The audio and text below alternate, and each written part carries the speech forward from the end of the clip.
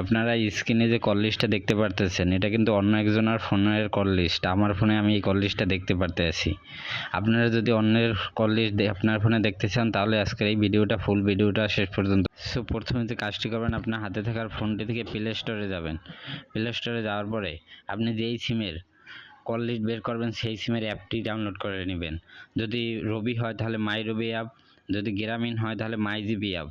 So আজকে আর Bangla link হইলে মাই Bangla link app. So আজকে আমি আপনাদের অন্য একজনের গ্রামীণ সিমের কল লিস্ট বের করে দেখাবো, তাই আমি মাই জিবি অ্যাপটা এখান থেকে ইনস্টল করে নেব। আমার অলরেডি ইনস্টল করা আছে, সো আমি আর ইনস্টল করলাম না।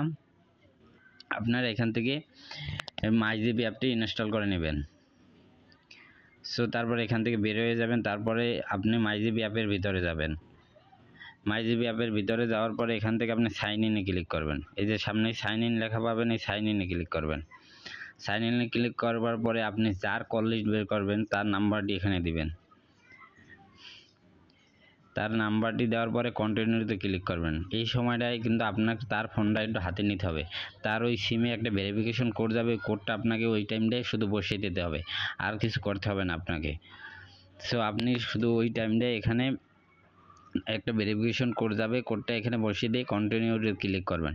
তাহলেই এই অ্যাপটি আপনার ফোনে ওপেন হয়ে যাবে।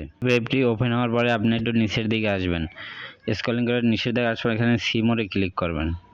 সিমোরে ক্লিক করার পর ইউজ হিস্টোরি নামে একটি অপশন পাবেন, এটার উপরে ক্লিক করবেন। তারপর এখানে অ্যালাউতে দিয়ে দেবেন। এরপর এই কল হিস্টোরি নামে উপরে একটি অপশন পাবেন, এটার উপরে ক্লিক করবেন। তাহলেই আপনি কল লিস্ট দেখতে পারবেন।